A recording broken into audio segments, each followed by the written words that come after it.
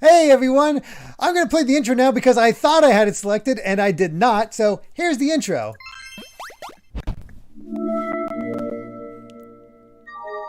Ah! I prepared and I still screwed it up. Anyway, hello everyone. Welcome to today's News Tonight, the weeknight news show where we're joined by special guests, our lovely patrons, and our awesome YouTube audience to discuss the day's gaming news. I'm your host, Derek Bittner, and today I'm joined by my good friend and GVG co-founder, Ash Paulson, along with our very special guest, my good friend, Ted ExandShadow Wiesen of Brain Scratch Comms. And yes, welcome, Ted, as I just completely botched the intro. I had it set. It was all good to go, but I clicked it because I was getting annoyed by the intro playing every time I went to this screen. So, yay. No worries, man. You're going to get it. And the good news is very soon, it's not going to be only on you and Steve anymore because I've finally been able to order a good streaming PC. I'm going to be able to run the show myself soon. So, again, like I said on Friday, this is what progress looks like, or maybe it was Wednesday, but we're getting it together, and soon we're all going to be able to run the show. And so I'm very excited about that. And Derek, you're doing a kick-ass job anyway, man. Well, we found out through Halo yesterday that your PC is probably going to be better than mine, because apparently my graphics card is crap, or at least really old. What I said, the RTX 970 or something like that, where it's apparently ancient. How old is your computer? It's only like 3 or 4 years old.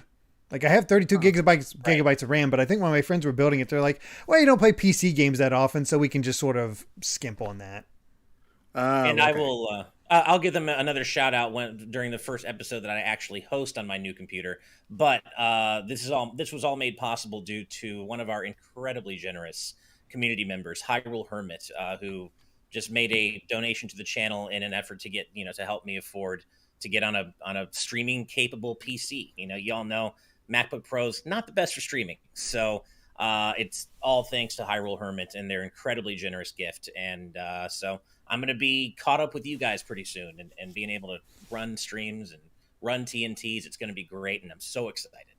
I'm seeing a comment here from Brandon Bovey in the patron chat. 970 is a mid-range from 2014. Oh God. No keyboard though. Anybody? Nope. It's not coming with a keyboard. I'm going to just mentally imagine the things I want to type. There will be no. Actually, what I'm probably going to do, and it's going to upset some people. I'm a Mac user. You all know that. I grew up with Macs. I'm used to Mac keyboards. So what I'm probably going to do is get a PC compatible Mac style keyboard. Because that's what I'm used to. This is my keyboard. It's basically just a Surface, and it looks like a laptop keyboard, but it's comfy. Oh, okay. You're not going to get a $500 mechanical keyboard so you can clickety-clack and show your dominance over the internet? Definitely not. I have no interest. I don't need to show my dominance over the internet. I already have it, Ted, obviously. Ooh. Oh, snap. Choosing violence out of the gate. It's Monday, man. It's too early for that. No. We're fresh off of Thanksgiving. We're just going for it. Oh, yeah. Did you guys have a good Thanksgiving? Yeah. It was nice. Got to hang out with family, and they all got to meet Kai, and not meet Kai, but hang out with Kai a bit more because they don't get to see him too often. So all good there. You?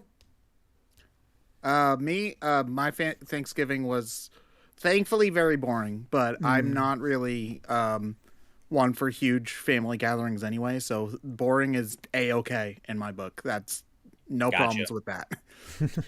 Yeah. We had kind of a lower key Thanksgiving too. We always do like 2 different Thanksgivings because we do one day with my wife's family and then one day with my family and do 2 different spreads. So on Thursday, actually Thanksgiving Day, we were with my wife's family, and most of her family were actually out of town. So it was just the 2 of us and her parents. And so it was just nice and low key.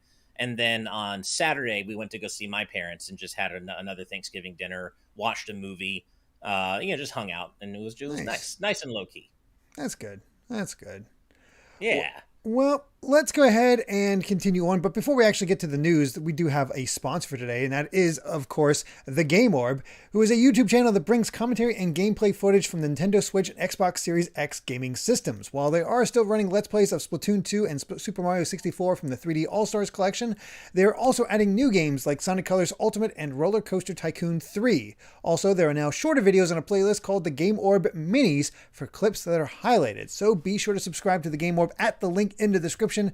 Show that GVG support as we push them towards 400 subs. We're at 364, Indeed. Making steady progress. I greatly appreciate all the support you've thrown their way, along with their good friend, the Galactic Reaper. We'll have links to both of them again in the description, and I'm pretty sure Ash just posted them in the YouTube chat, so definitely take a look. Thank you, Ash. Yep. I appreciate that, Ash. He even pinned them. Pinned them. My God. Yeah. But yes, going that extra mile. Please show The Game Orb your love. He has shown us so much love since the launch of our channel. So thank you as always, Game Orb. Everyone, please go check out their content. They are awesome. They're very good friend of GVG. So please go check them out. Absolutely. Absolutely. And of course, before we get to the news topics, we do have some super chats that I do want to highlight.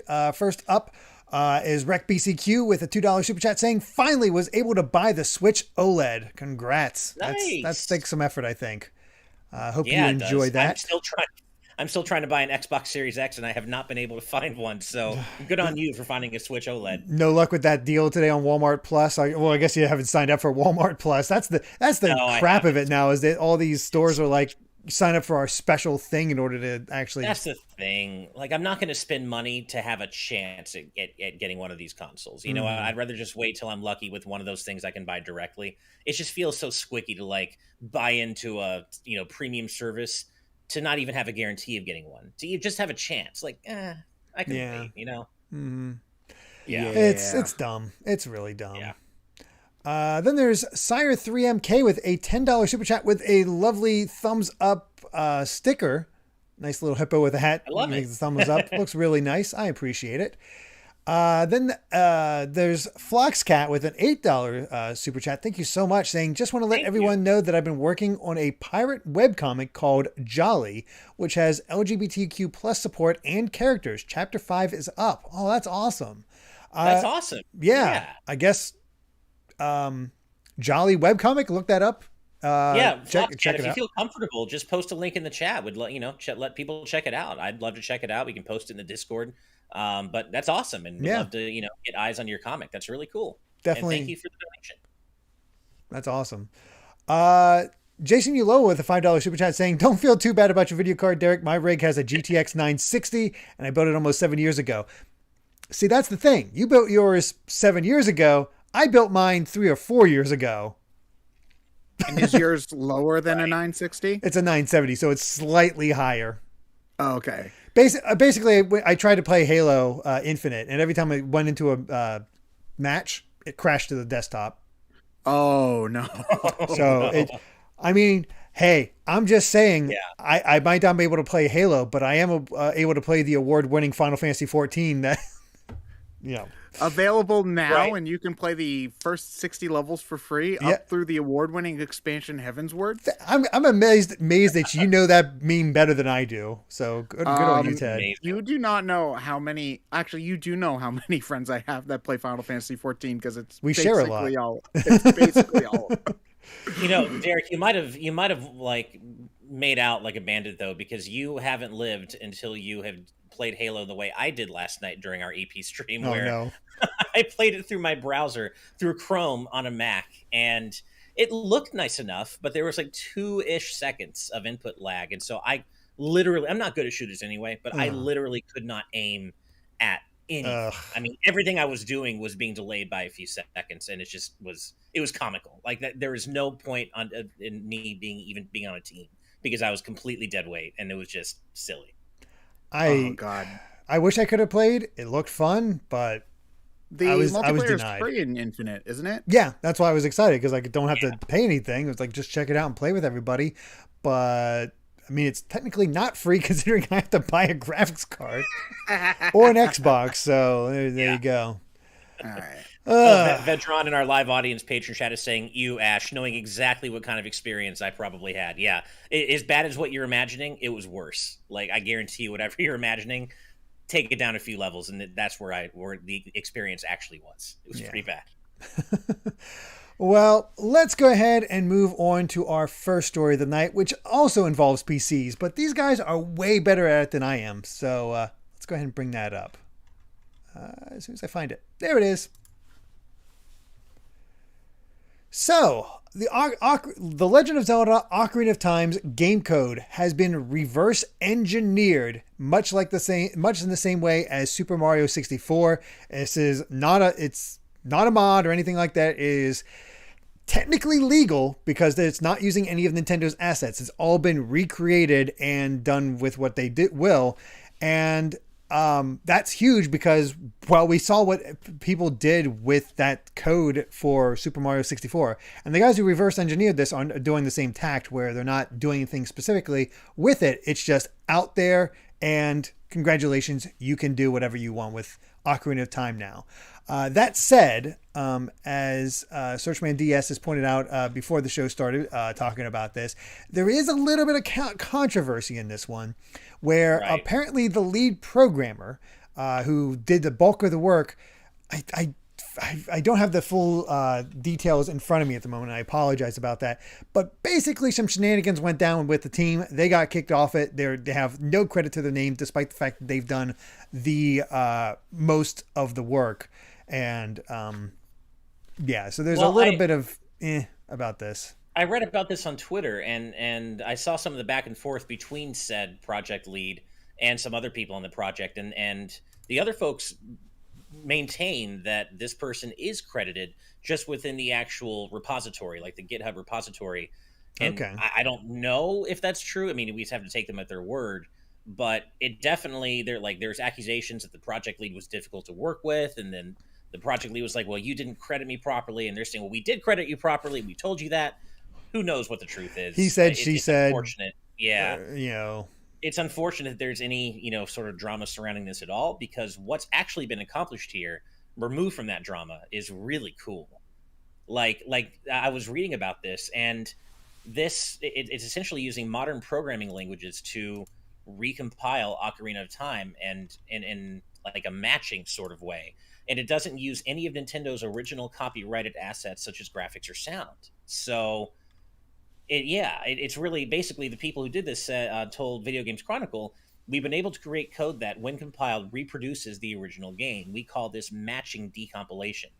This is all way over my head. Yeah. I'm not a hacker. I'm not a modder at all. But it's so cool to me, just given the kind of low-level, broad understanding of what I think they did here. It's really cool stuff. Like, really impressive. So, if I understand it right, they basically took Ocarina of Time and rewrote it into C programming. Is that what? Yeah. Yes. According to Frequent Positron in the patron chat, they said they started from the end product, Ocarina of Time, and attempted to recreate the base components of the game from that. Okay. So it's not what Nintendo did. They did it just basically like not copy pasting, but like reference material, I guess is the best way to put it. Okay. This still is programming has never been my strong suit. So it does, I guess the interesting thing about the project isn't so much like what it is, but what it allows for people to do, because from what I understand looking at the article is that it allows people to do things like mods and ROM hacks way easier, since it's in a modern program language and not whatever the heck N64 programming is/was. Because to my understanding, N64 games are among the hardest to mod because they were just, nobody knew what they were doing making 3D games at the time, and all the infrastructure is really weird. So I'm sure that this will be a huge thing for the modding scene to Zelda, because already stuff like randomizers are super popular. Yeah. For that. And who knows what else people will do with this kind of thing. Have you seen any of the Super Mario 64 mods using this? I have not. Oh my. They're really cool. I've seen they've up-res them to 4K, 60 FPS, like ultra widescreen. Hold on a moment. There is a video here on this. Definitely check that comparison, because my God, it is amazing results here. And to see Ocarina of Time done like that would be pretty incredible. Like, Super Mario 64 has been around a while. Right. It's like I've seen mods after mods of Mario. It's like, oh yeah, that's cool. Ocarina of Time, I might have to hunt down and try myself, you know? Yeah, no, this is like, and I sound like a broken record here, because I'm going to say what I said before about, Zelda 64 related type stuff. I wish Steve was here on this episode to talk about it, because he would be so into this. As I mentioned before, he's really into, Ocarina of Time development phase type stuff. And I know he'd be super excited about this. And I love the idea of what sort of mods could be born from this. I know Nintendo's probably not as keen on the idea, but I'm certainly interested. and that is that comes specifically from the Mario 64 mods I've seen. There's some really impressive fan projects out there, and I love the idea of taking that but putting it in the context of Ocarina of Time and seeing what people can come up with. This is really a neat thing that's been done here. I'm really curious if this will just be a thing now with all N64 games, or at least the most popular ones. Will we see this with Star Fox? Will Majora's Mask have the same thing done to it? Will, cult classic that everybody loves, Castlevania 64, get something out like this done and fix some of the glitch problems? How much, do they need to do this for every single game, step by step by step, or can they just do this with any N64 game easier now that they've done it with two of them? That's what I'm not sure. It seems so much. It seems like it's game by game, at least by now.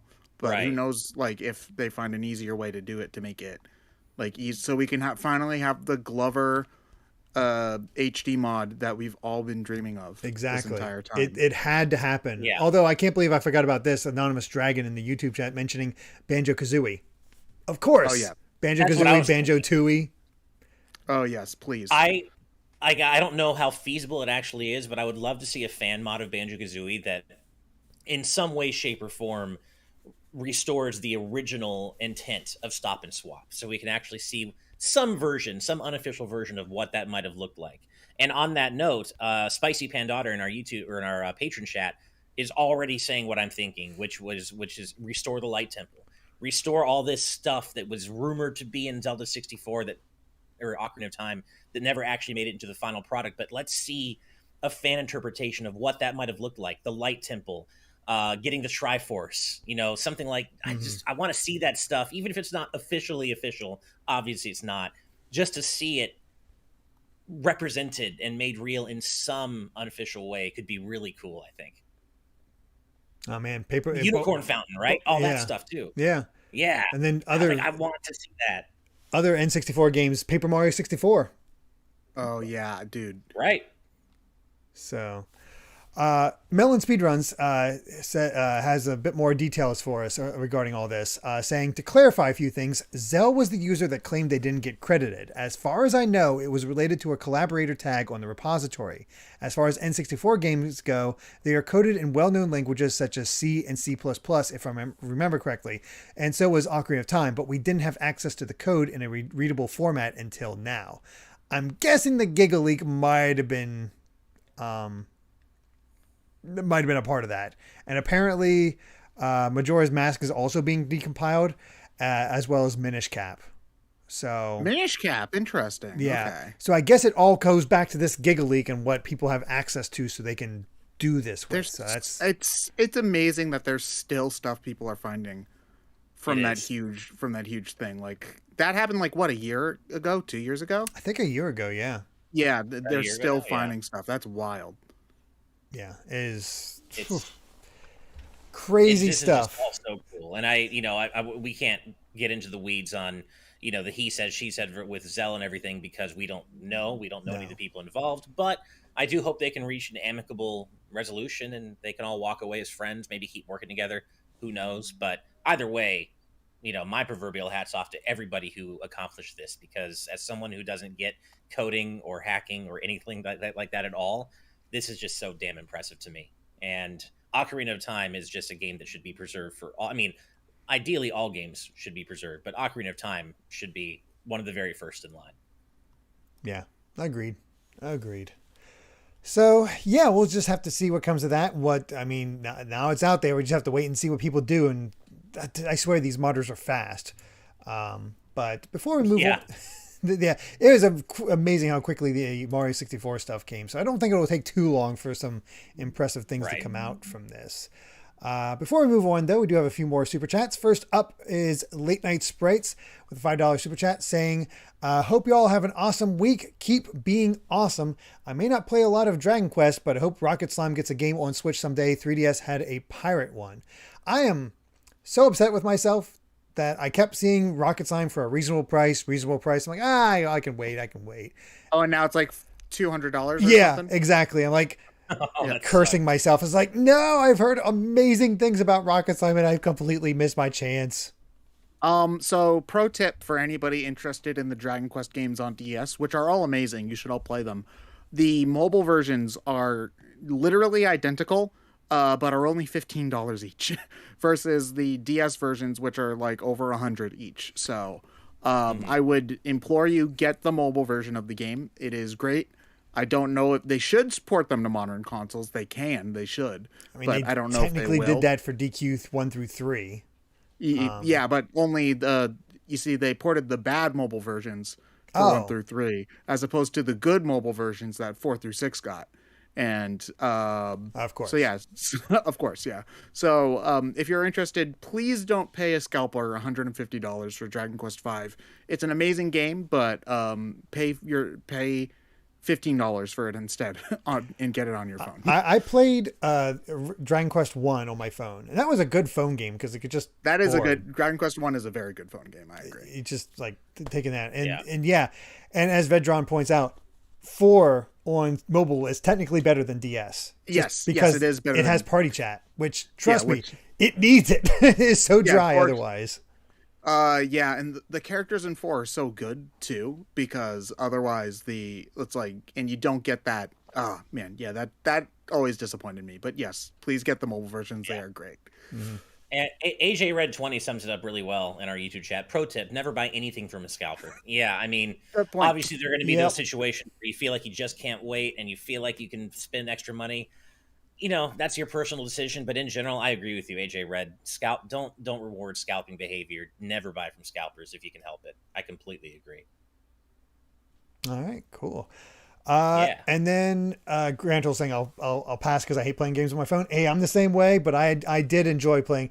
I have a soft spot for DQ1. I've beaten that game so many times, but I love it. I don't know why. But anyway, one other super chat. This one from Sonic and Mega Man 531 with a $2 super chat asking, will we invite Some Call Me Johnny again someday? Probably. It's only a matter of time. Just a matter of his schedule and what kind of news comes out. It's like, hey Johnny, are you interested in getting him on here? So absolutely. No, I mean, he's a friend of all of us, a friend of the channel. We love him, so we'd love to have him back anytime. Absolutely. All right, well, let's go ahead and move on to our second story, which involves Atlas, but not the Atlas game that Ted's been playing lately. Let's bring it up. So out of nowhere, 13 Sentinels Aegis Rim is coming to the Switch in 2022.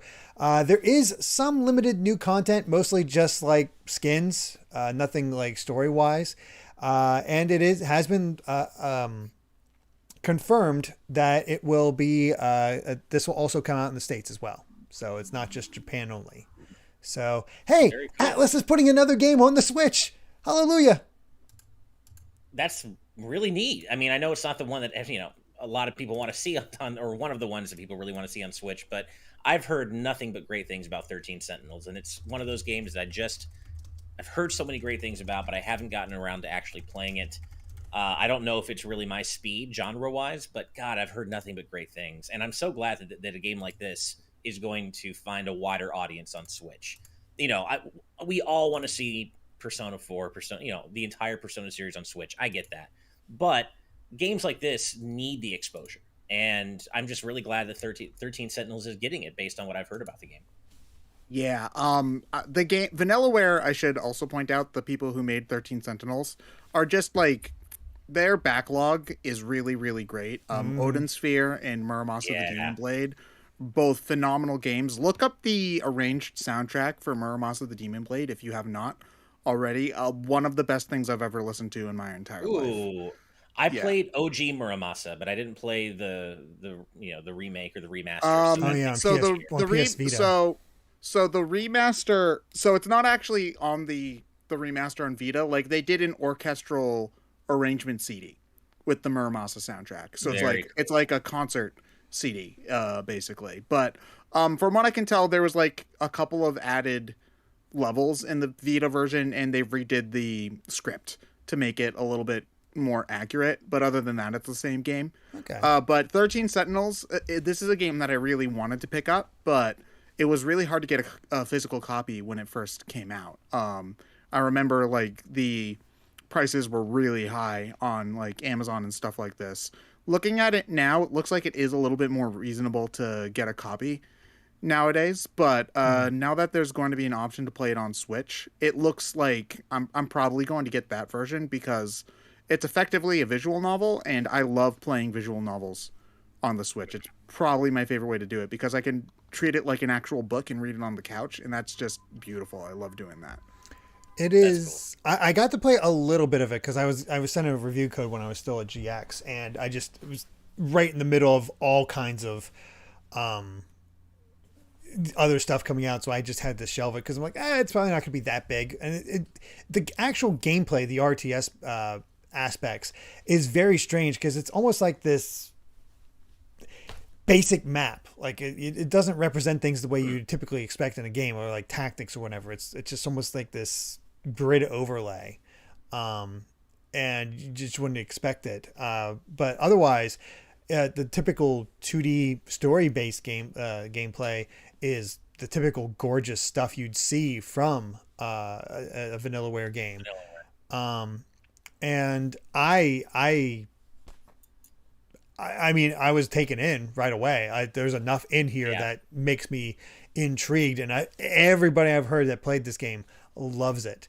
And Vanillaware can craft a good yarn. I love Odin Sphere. I love Odin Sphere so much. It's my favorite game of theirs. I haven't played all of it. Need to play that. Yeah, I haven't played all of it. I've just played Odin Sphere and Muramasa. I picked up Dragon's Crown, but didn't get through it, and that was more of a beat 'em up, light on story. Dragon's Crown is fine. Yeah, it's not amazing, but it's not bad either. You liked Odin Sphere more than Muramasa, you said? Yes. Okay. All right. I have not played a lot of Odin Sphere, so I will need to. Same. But I loved Muramasa. Muramasa. I got that game for $15 on the Wii, like a year or two after the Wii U came out. And that game sucked me in like nothing else. That game is so good. Mm-hmm. What I'm hoping for though is that since they're able to port that game, that we might see ports of Muramasa, or oh god, what's the name of the port, the PS4 version of Odin Sphere called again? Leaf Razor. Thank you. I don't know how to pronounce it. Leaf Razor. I always say. I might have done it wrong as well, but yeah. Yeah, but I would love to see ports of those. Whatever. Hold on. There we go. Whatever that is. Whoops. Yeah, but I would love to see them port those as well, because those games again, it's getting harder and harder to get Wii games and DS games. So and I don't even know if they even made a physical version of the Vita version. I think they did, but I'm not sure. I don't know. Maybe. It'd just be nice to get more of their stuff, because Vanillaware's made. I've never played Grim Grimoire, and what are some I never other played that game? What is Vanillaware's lineup? I don't even know, but they have some fantastic games out there. Yeah, and they deserve to get their stuff to be given another chance, because a lot of games do get a lot more exposure when they get ported to the Switch. It's almost I remember the biggest example I can think of was Meat Boy, Super Meat Boy, where the Switch release was the most copies they sold at once since the game originally released on the Xbox 360 arcade. in like 2008 or whenever that game came out. So, yeah, I'd love to see more. I'm also just really looking forward to being able to play the game as well, the way I like to play visual novels. So that also seems awesome. I cannot wait for this to come out. There are a few games in their gameography that I've never heard of. 2008, they released a game called Kumatanchi for the DS, exclusive to Japan. Yeah, and then they had a canceled game called Grand Knight. Oh, localizations were canceled. Grand Knight's History for the PSP, also Japan exclusive. But apparently their very first game was a Windows game called Fantasy Earth: The Ring of Dominion, which I have never heard of. Nope. Interesting. But yeah, and then, as you said, Derek, they did Grim Grimoire, which I never played, but I love Vanillaware's aesthetic in general. I love their art style. Artwork is so gorgeous. Yeah. And as Dragon's Crown shows, they have a penchant for certain character designs. Yes, that they do. But no, I don't know if it's my speed because I have to be in the mood for visual novels. I like them, but I have to be in the right mindset. It's not a visual novel in the sense. It's a vanilla visual novel. It's not like Talking Heads. You move throughout, and you have the characters, and they're emoting. It's basically just imagine the Odin Sphere and Muramasa cutscenes. Just a lot of them. With RTS sequences, it sounds like, right? Like RTS style gameplay? I think it's RTS. I can't remember if it's RTS or turn-based, but yeah. Oh, okay. Brandon Bovia says the story is presented as a 2D side-scroller. I mean, you got me there. Yeah. Sure. Okay. Let me see here. There's also 13 different playable characters, too, as well, and their stories interconnect. I've heard comparisons to Metal Gear Solid in terms of, like, how deep the story can get. I believe it's more, from what I've heard, it's more comprehensible than Metal Gear Solid can get at points, but it does go like as in depth as something like MGS can go, from what I've heard. Interesting. Okay. I don't know how, like, I look at this and I couldn't tell you what is going on, but here is the actual gameplay being presented, outside of the story cutscenes. Like I put in the patron chat, so you can take a look. Oh, okay. And it's different. I don't quite understand. It's all just go here, do this, and it's very odd. Which is why I'm so surprised it ended up being such a big hit, or at least a cult hit. Right. So, Frequent Positron in our live audience patron chat is choosing true violence here by saying, "Too bad vanilla is the worst ice cream flavor." Excuse you. You can't. Vanilla is just, that's like the gold standard, man. Maybe not the most interesting flavor, but vanilla ice cream's delicious. How could you say that? It's fully adaptable. adaptable. You can't say vanilla ice cream's the worst flavor of ice cream when coffee ice cream has the audacity to even exist. What? So. Now you, Ted, you're saying coffee ice cream sucks? Coffee ice cream. No, Monday, you guys. It's too early in the week for this shit. Oh god. Too early in the week, and then we had somebody else saying mint ice cream's gross. I want a bowl of vanilla coffee and mint ice cream. I'll be honest. The only ice cream flavor ice cream to brush my teeth. I brush my teeth to brush.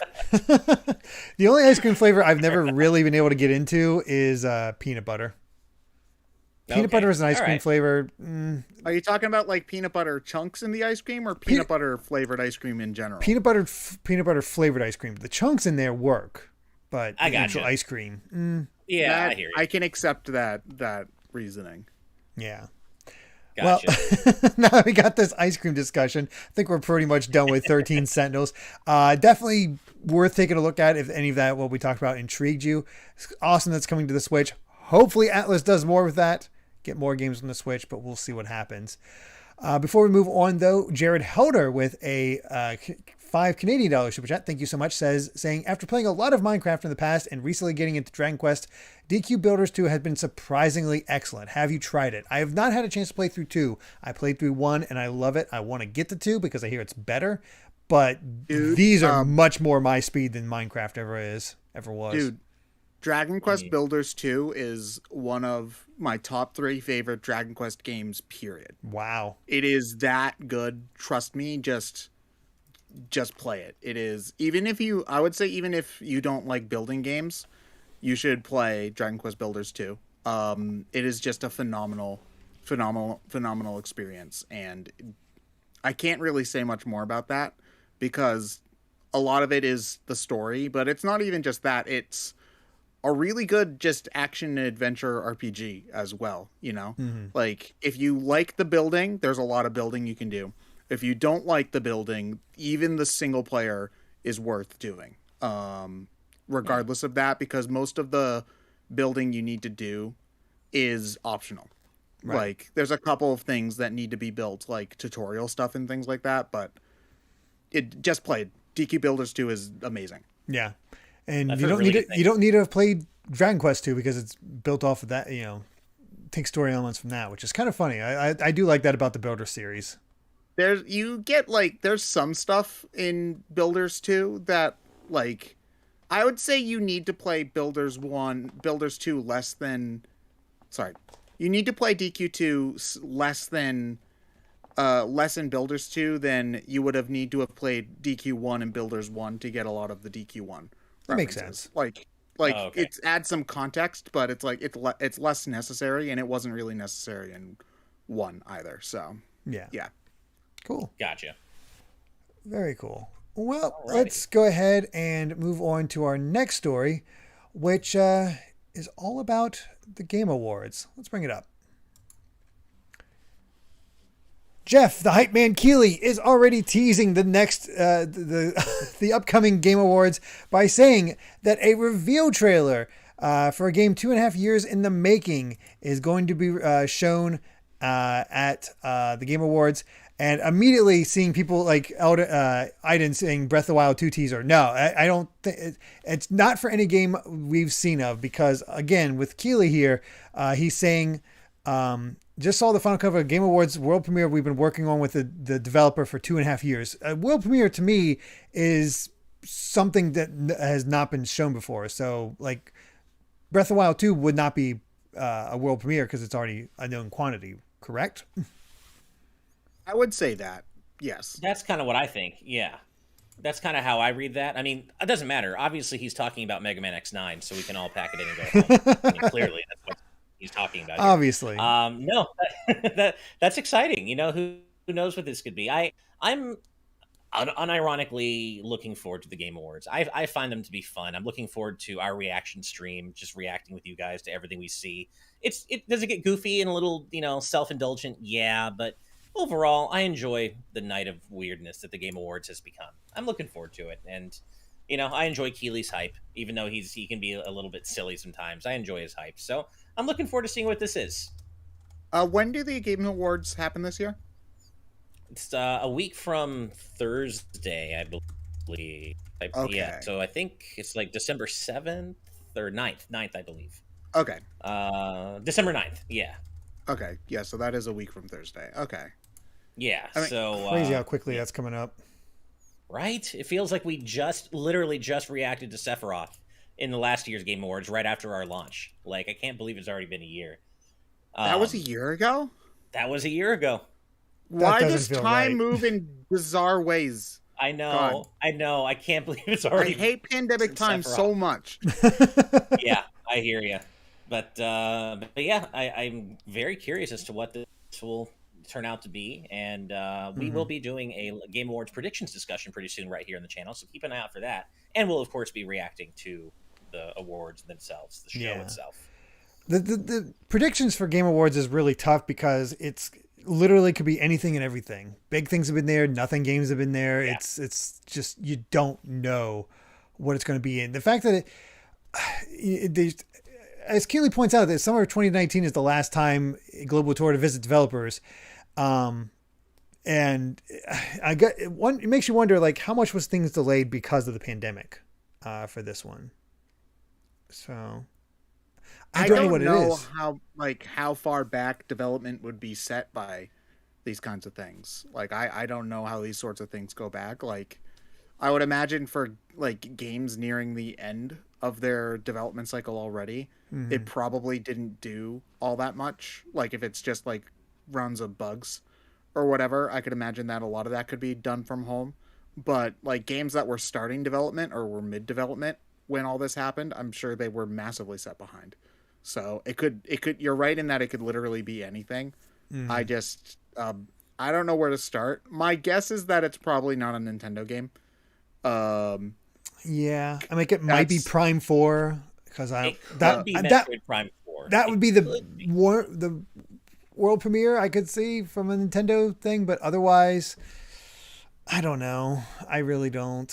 I mean, it would be well timed to kind of right off the hype of Metroid Dread. It would be a great way to re-reveal Prime 4. And they have shown retro stuff on Retro Studio stuff on Game Awards before, thanks to Tropical Freeze. It's going to be Metroid Prime Remake with Cranky Kong in it. Oh, that makes sense. It's going to be Cranky Kong playable in Metroid Prime Remake. Duh.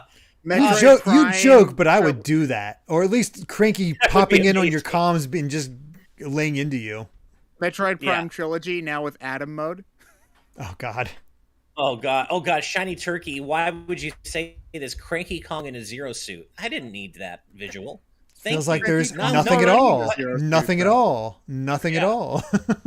Oh, man.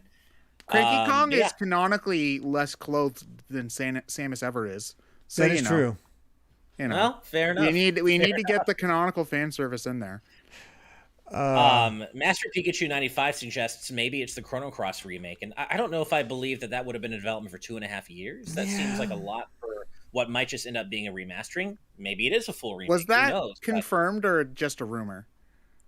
It's multiple rumors lining up to suggest that it's happening. So there's no confirmation yet, but it's instead of just the database leak, it's now other rumors also suggesting that a Chrono Cross remake. It's one of those coalescing deals, like just enough evidence is piling up. Okay. Yeah. I'd love to see it there. I mean, as you would all, be cool. and our audience have heard from previous recent episodes, I am so hyped about the idea of a Chrono Cross remake. So I'm hoping I'd love to see it there.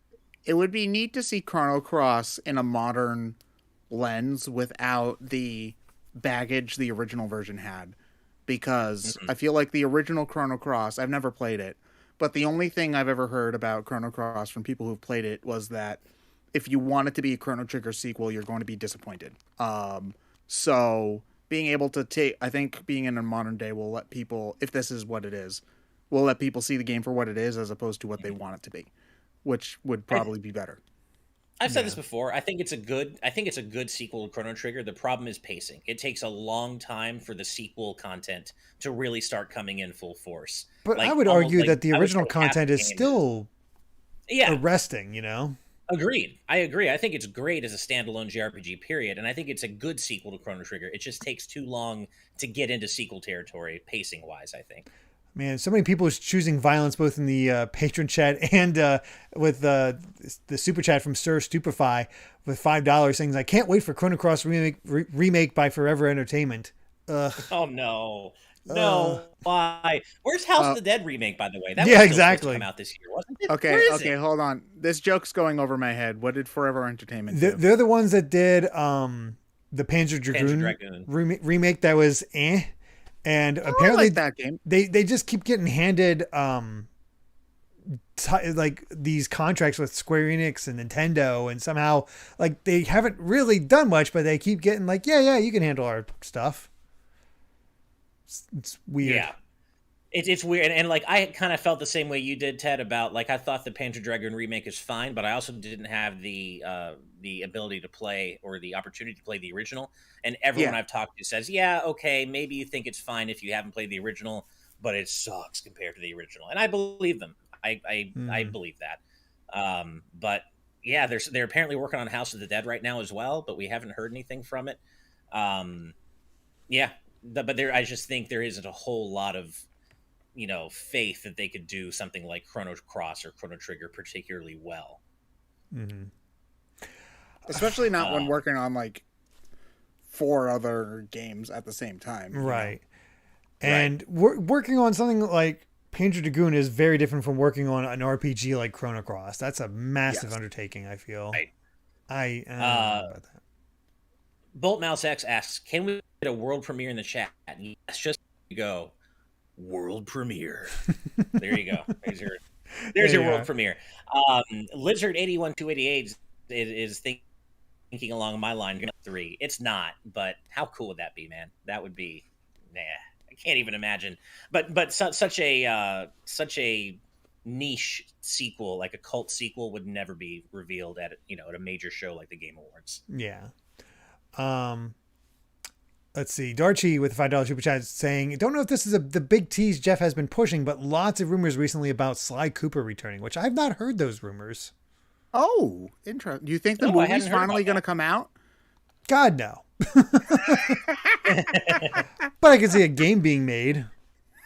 Maybe. I hadn't heard about anything happening on the Sly front. That would be pretty exciting. I still haven't played 4, but I guess that would push me to play 4 finally. And I guess get caught up. Isn't 4 the bad one?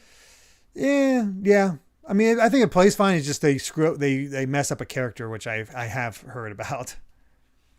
And okay, it's one of those situations. But yeah, I mean, honestly, that's the thing is this could be anything and everything. Maybe it could be the loose term of world premiere. It could be Breath of the Wild 2. It could be a hot new movie coming out. I don't know. Avengers 2. Obviously Square Enix is making a sequel to that. Can you imagine? Yeah. Oh man. God. Oh. That would be Avengers 2. We didn't learn our lesson. Unless it was Avengers 2 made more in the style of a single player driven game like Guardians of the Galaxy, which I'm playing and is actually pretty great. So if they did that, then sure. But here's the thing. Let's say hypothetically it was Avengers 2 and it was the best game ever made. I don't know if people would buy it though, because people were so meh on Avengers 1. Mm-hmm. Right. We're not talking about it here, but we did get some a squicky way to find out a little bit more information about the RE4 remake. What if it could be RE4? Could be. RE4 would be a pretty hype reveal, I think. I mean, and it seems like the timing is there. Although, I guess they are still working on post-launch content for Village, aren't they? So maybe they're not quite ready. No, everybody's forgotten about that. They could literally stop working on Reverse, I think, or whatever it is. And I don't mean Reverse. I mean Village. They confirmed that there's DLC happening for Village. It hasn't. Yeah. Oh. That was at the end of one of the Resident Evil streams. I can't remember which one, but it's been confirmed that Village is getting DLC. Completely forgot. I'm not even sure what you do in that case. I don't know. Who knows? Who knows? But yeah. Well, before we move on, we've actually had quite a few super chats during this whole section. Late Night Sprites with a $2 super chat saying it will be Jeff's gamer sneakers as DLC for all games. Oh God, that's a good tie-in. No. It is a good tie-in, even if I hate to see it. Yeah. As in you literally tie them. So there you are. Oh, nice. Tommy Dionuth's Archives with $5 Canadian dollars saying, I really wish I could be excited for this year's Game Awards, but after 2020, where Last of Us 2 robbed the show and Spawn Wave called it a pretty fun night. Nuh-uh. I don't think there's a clear front runner this year. It's hard to say who's actually going to take the awards this year. I don't think it's going to be like a Last of Us Part 2 situation where it's just one game sweeping everything. Maybe, but it seems like the range of games nominated this year is diverse enough and kind of at least somewhat enough on an even playing field that we're going to maybe see some surprises and not just see one game sweep everything. Like I don't see Deathloop sweeping everything. Yeah, I don't see Dread sweeping everything. Yeah, Ratchet and Clank, as much as I'd love it, is my personal game of the year, I think, so far. I don't necessarily see that sweeping everything either. So it's going to be interesting. Yeah. 554 with 5 Peruvian Souls saying, obviously the 2.5 years in the making is a fourth Mania playthrough. Ted, that is pure panic on your face. I'm going to exhibit self-control. Okay, there you go. Rob R. Man X with a $5 super chat. Thank you so much. Saying, I'm going to see the TGAs in a theater along with the new Kingsman movie 2 weeks early. Well, that's awesome. That's awesome. Yeah, have fun. We'll miss you during our reaction stream, of course, but have fun. We're glad that you get to have such a cool experience. Yeah. And then Parmeet with a $4.99 super chat. Thank you so much. Saying TGA world premiere Ace Attorney 7. I can dream. Also, great Ace Attorney discussion part 2. When? Thanks. We just need our schedules to line up. Like we want to do it. We've literally been trying to do it for a month. Yeah. It just has not happened. We get busy. And yeah. At this point, I might actually finish Great Ace Attorney 2 by the time you guys are able. At your rate, you're not even done with Ace Attorney 1. I don't want to hear any of that from you. I'm in the last case of Great Ace Attorney 1, as I said on Twitter last night, and I don't know where it's going, and I can't wait to find out. It's so cool. It's so good. Cool. Well, let's go ahead and move on to our fourth story, which is all about Black Friday and a surprise victor. Let's bring it up. So, it turns out that the Xbox Series S was the best-selling console of Black Friday. Not the Switch, not the Switch OLED, not the Series X, not the PS5, the Xbox Series S. Of course, it's not really that surprising when you realize it's probably the only one that's on the shelf. Actually available. Yeah. You can actually get one. I can't tell you how many times over the past few days that I almost caved for the Series S. And I didn't, not because I don't think it's a great console. I'm sure it's awesome, but as a long-term purchase, I have a nice 4K TV. It just makes sense to hold out for a Series X. Plus, I have physical Xbox games that I want to be able to play with FPS boost, right? Like Ridge Racer 6, Sonic Generations. But damn if I wasn't so tempted to just pick up a Series S. So tempted. I mean, if I was to pick up an Xbox, this is probably the version I get because I'm not a Microsoft gamer at all. And so this is just perfect. Like, just get this, get Game Pass, I'm done. I don't have to do anything else.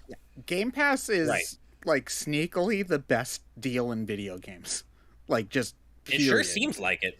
Like, do you know how many 10 out of 10 video games are on Game Pass? Like, goddamn, there's so many. Like, I'm tempted to, oh man, like, yeah, I can't blame people. Like, honestly, I've been looking at like PS4 and not PS4, God, PS5 and Xbox Series X, and I'm thinking, like, what reason would I have to get the PS5 over the Series X or S, whatever one it is? You know what I mean, right? And it's like Ratchet and Clank, I guess, and it's, you know, it does look really appealing, but it is just kind of, you know, I guess it's just more sad that we aren't able to get access to the other stuff that we want. Like, you still can't buy a PS5 for some reason, even though it's been out for like a year and a half. So yeah, that's sad to me. Yeah, it's, I mean, apparently it's all because of the chip shortage. So, you know, that's a bigger issue, but I mean, it's still a scalper's dream for the Series X and the PS5, and honestly, even the, you know, actual retail stores now are just like, well, let's throw in a bunch of crap that they don't really care about, but they really want the system and make them pay more for it. Or, hey, sign up for our special thing that costs extra money if you want to have a better actual chance of getting it. It's being used as a ploy to just make more money for other things, making actually getting the console a real pain in the butt. It really is. I have been actively trying to get one, but I'm not going to sign up for a premium service like Walmart Plus or whatever just to have a chance at it. So, I'll still probably keep holding out for Series X, but it's a shame. It's so hard to get. And it's not surprising that the Series S, again, was the clear winner of Black Friday, assuming that's the case, because it's the only one that's available. It's impossible to get a Series X. Very hard to get a Switch OLED. Yeah. And a PS5. And the Series S is cheaper than the OLED. Which is wild when you think about it. Yeah. But yeah, it is. Yeah.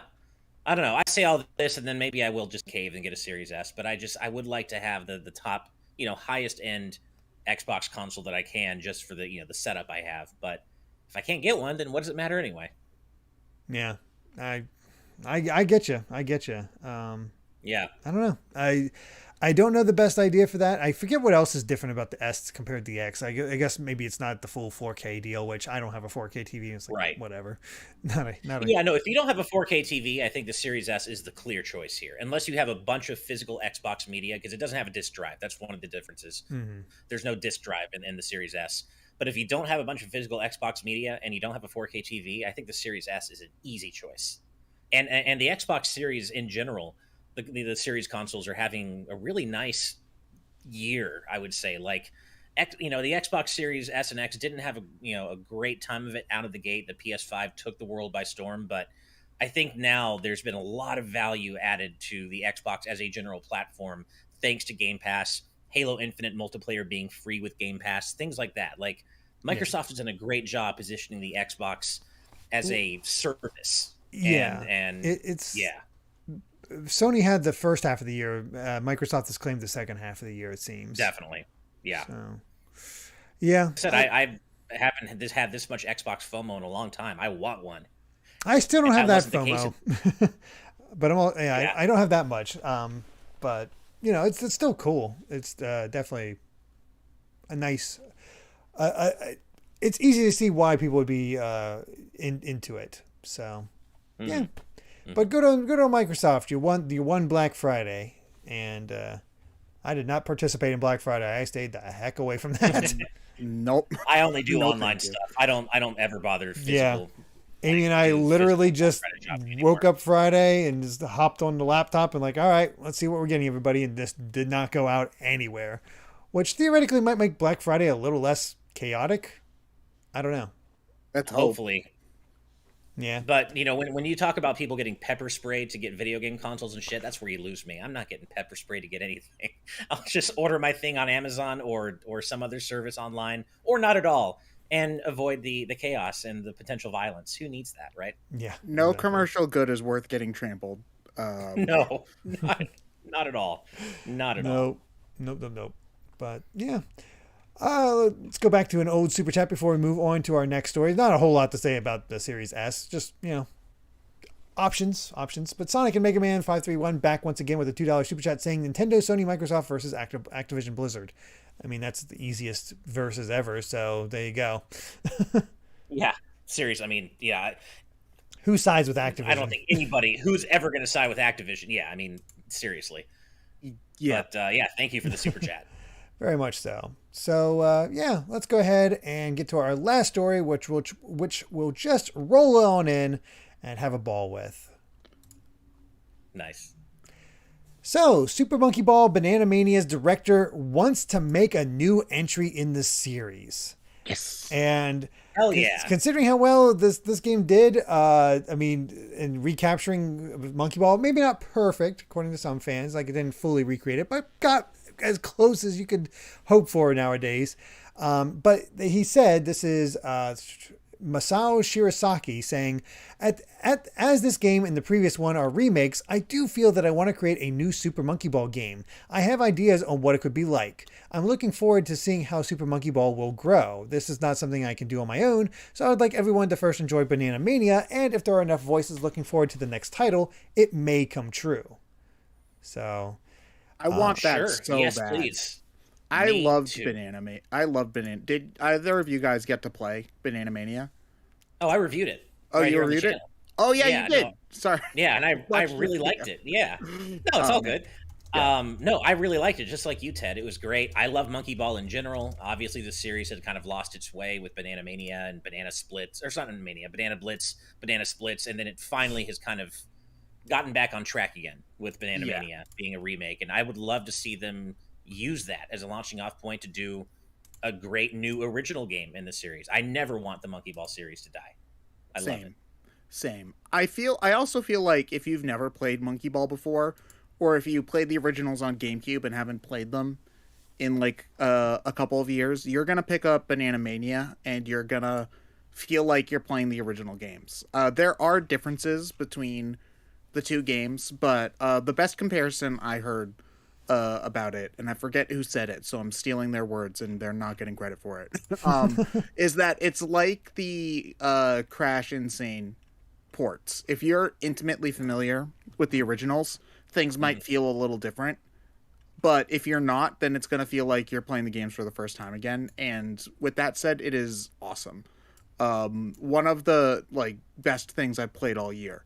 I just wish my Switch could handle it, because my fan on my Switch is dying. Oh no! So every time I try to play it on the dock, I get 10 levels in, and then it needs to stop because it's gonna overheat. Oh god. So yeah, that sucks. But yeah, I would absolutely love for them to do another Monkey Ball. The only thing I would hope for in terms of a Monkey Ball sequel is that they try not to go too wild with it. Which is hard because obviously if you're making a sequel, you want new things, but going too wild with Monkey Ball is how we got stuff like Banana Blitz, which is not great, and Monkey Ball Adventure, which is just bad. Do not play Monkey Ball Adventure. Earlier this year, I was like, I've heard Monkey Ball Adventure is really bad, but I've never played it myself. So can I really say it's a bad game? Man. If I've never personally played it, and yes, you can. Yeah, you can say it's a bad game now? Yeah. I should have just listened to the people who told me the first time. It's awful. Don't play a Monkey Ball Adventure. Oof. It's funny. I thought you initially said Monkey Ball Avenger, and I'm like, dude, I'm not going to lie. Monkey Ball, Monkey Ball Avenger. That sounds like cool and weird and amazing. Monkey Ball Avenger is the Bomberman Act Zero of the franchise that Sega wants you to play. Maybe I don't want to play that. Never mind. Realistic monkey in a ball. Yeah, it's like a gorilla in a ball, being held in a science lab doing experiments on him, and the monkey escaped, and it's trying to get out of the testing laboratory, Portal style. There we go. Sega, hire me. Hire me, Sega. There. Obviously. What do you think about this concept? Because according to Nintendo Life, Shirosaki has gone on record saying that he'd like a future Monkey Ball game to let you, quote, adventure around the world with II. I mean, sounds like Monkey Ball Odyssey to me. I'm in for that. I mean, well, that's the thing with Monkey Ball. Like, how would you, I guess, integrate the idea of worldwide levels with that? I don't know. I guess the way you would have to do it is making the levels either kind of branch or having them be longer. Instead of like Advanced being 30 really short stages, you go from like one challenge to another challenge and they're like connected. Mm-hmm. That would probably be the way to make it still feel like Monkey Ball and feel good. Because one of the things about Monkey Ball Adventure that just sucks is that operating a big scale world with Monkey Ball controls just does not feel good. It's imprecise. Monkey Ball is imprecise on purpose. Like you're supposed to be trying to indirectly tilt this thing like it's a cage and you're moving the ball around inside of it. That doesn't work when the area is big enough to like fill up the whole screen, The illusion doesn't break. It's just really awkward in ways that are hard to explain with words. So like, I guess longer levels maybe would be one way to do with it. I honestly would be fine with them just keeping the old structure and have it be like, oh, here's a Mexico themed background. Here's a Russia themed background. That would be fine with me. I'd be okay with that. Yeah. That'd be cool. I mean, especially if they like snuck in some Samba de Amigo for the Mexican theme one. Oh, they haven't made a Samba de Amigo game since the Wii one, right? Yeah, I don't think so. Honestly, that'd be cool if they just sort of went into Sega history and had those backgrounds or characters or whatever and just really kept it going. Because I missed out on Banana Mania. I haven't actually played a Monkey Ball since the first one, which I enjoyed, but it was really hard. I could not get through medium. That's part of why Banana Mania is so good. You can actually beat the game. There you go.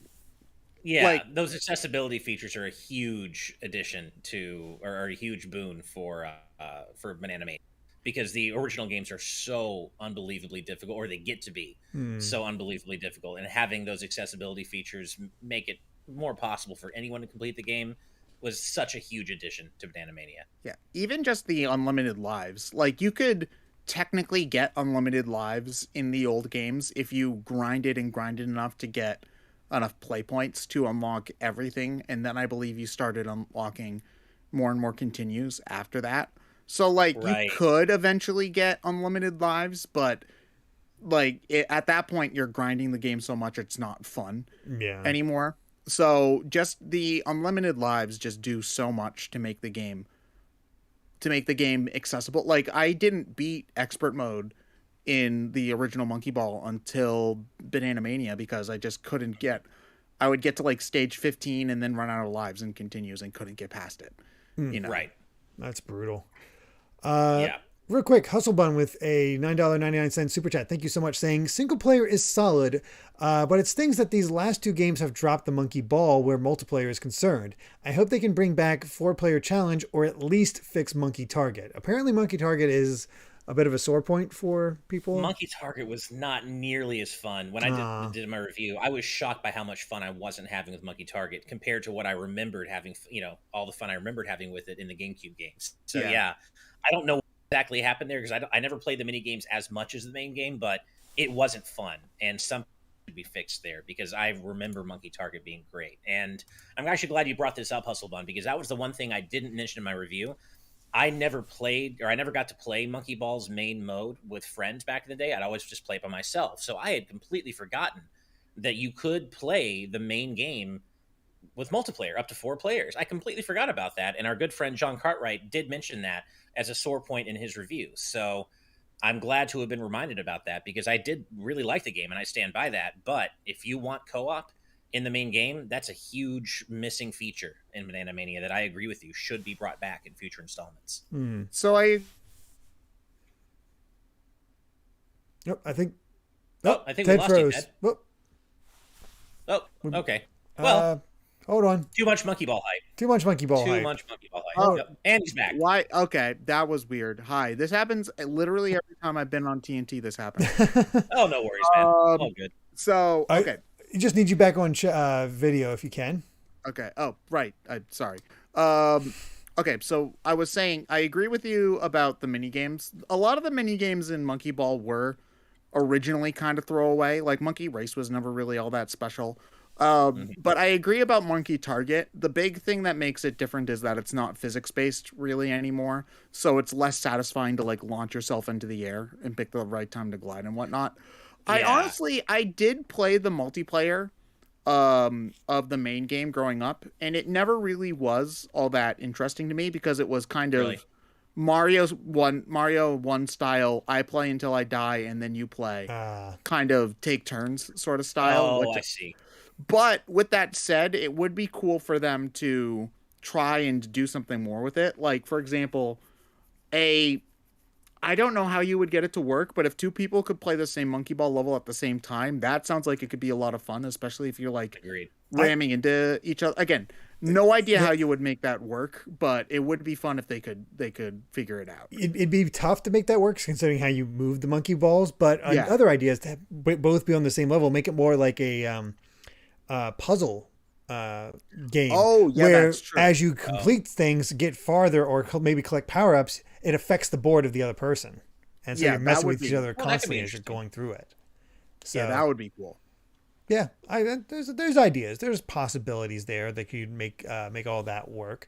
But, I mean, hey, a Monkey Ball sequel, I'd be down for. It just came out around Dread, and I was like, well, I only have so many funds, and Dread's going to win this. So, sorry.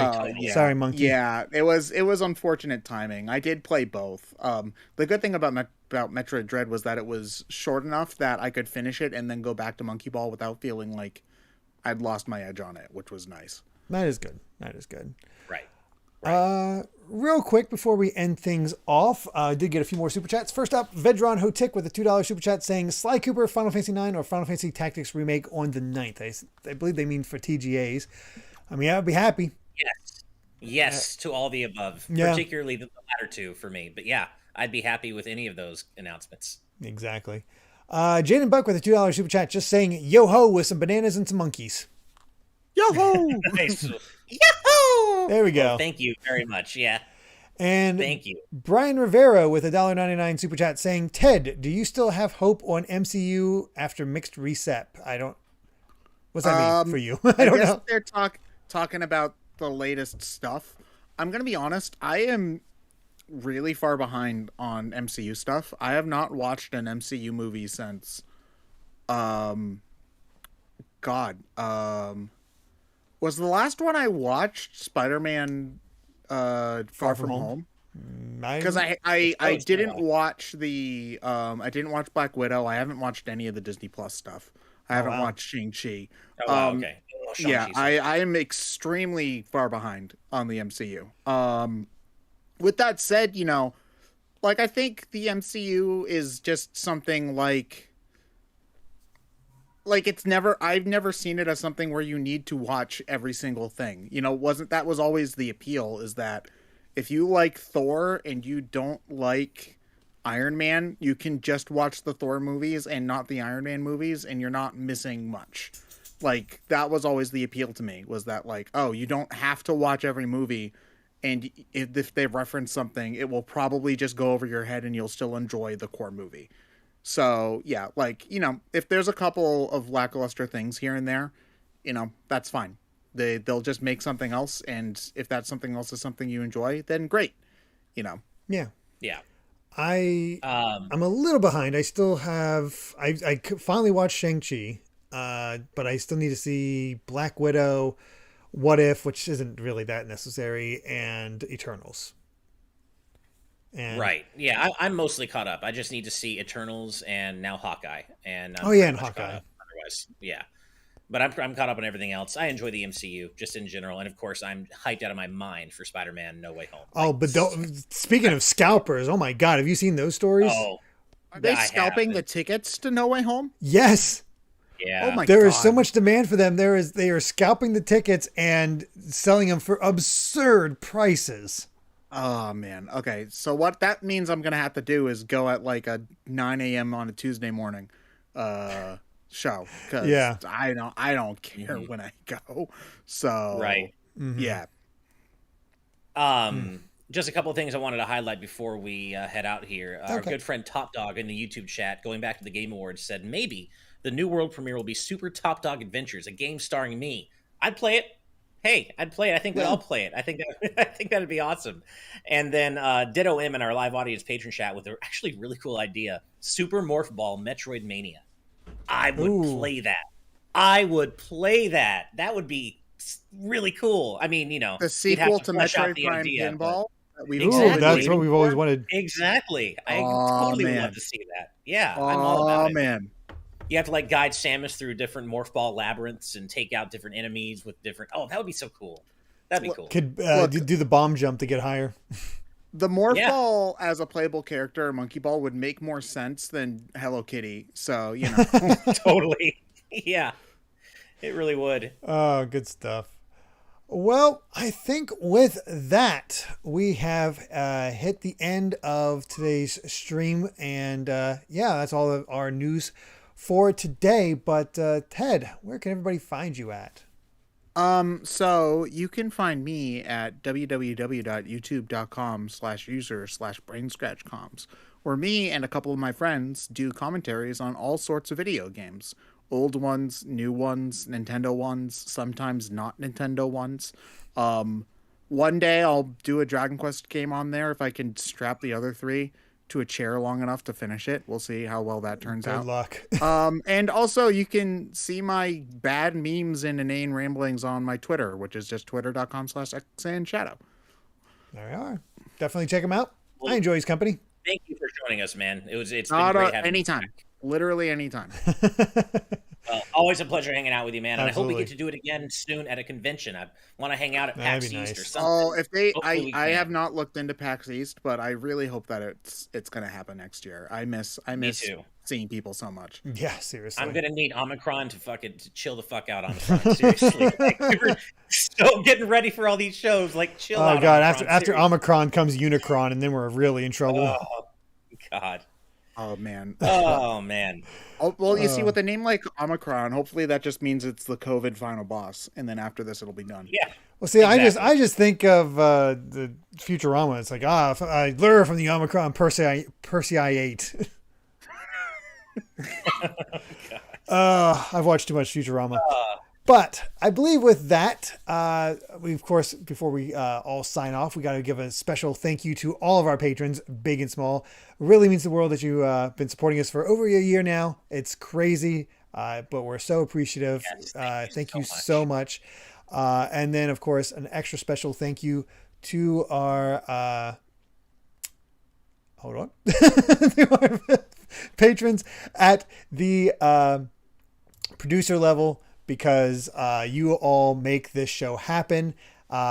Sometimes you got to remember to hit certain things, but yes, all of you being here, supporting us and making this show happen really does mean the world. Thank you so much. Couldn't happen without you. Thank Absolutely you very couldn't much. happen Seriously. without you.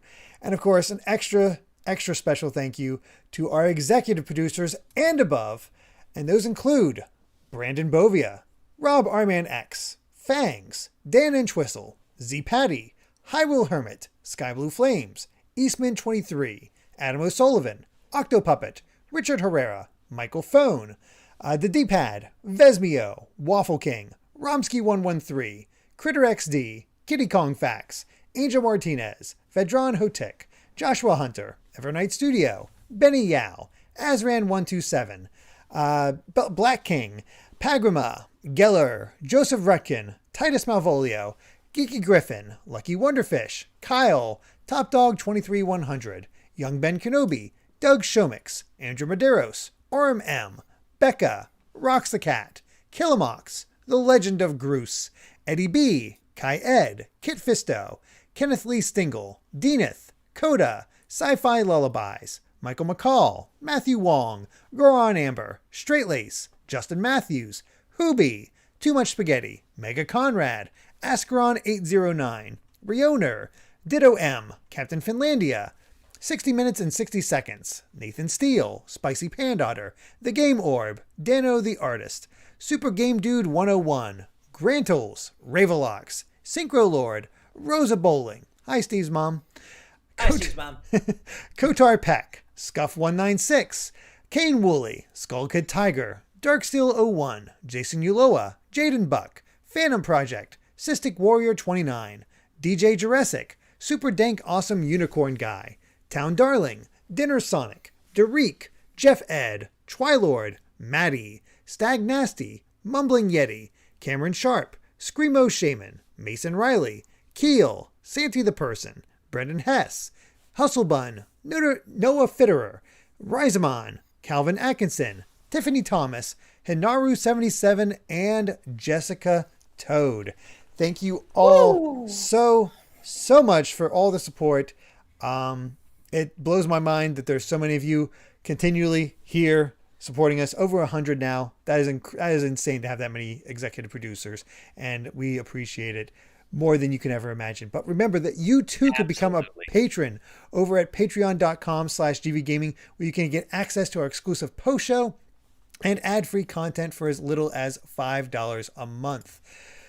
So thank you all so much for watching, and if you like this video, be sure to subscribe to Good Vibes Gaming for more good times like these. So until next time. And Eric, 1 second. And we just remember, we're giving away a Switch OLED at 75,000 subscribers. And all you got to do is be subscribed to the channel when we hit 75K, and you could win a free Switch OLED. Pretty good deal, I think. Sorry, I just wanted to sneak that in there. That's all right. We're only 4,200 away. It's not far now.